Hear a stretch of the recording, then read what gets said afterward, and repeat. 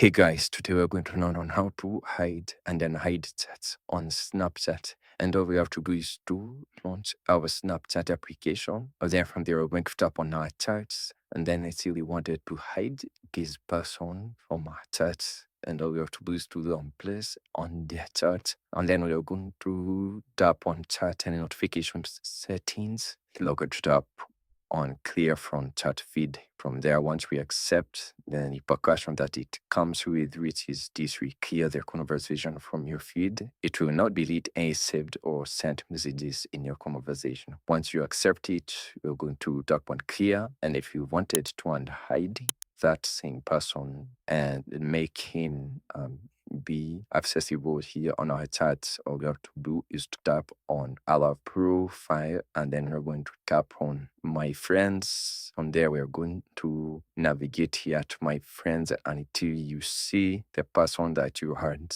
hidden from your chats. Once you've seen him, because for me, this was the person, I'm just going to leave a message, and from there, once we go back to our chats, we'll be able to see him. And thank you guys for watching this video. Please do like, share, and subscribe, and I'll see you guys on the next video.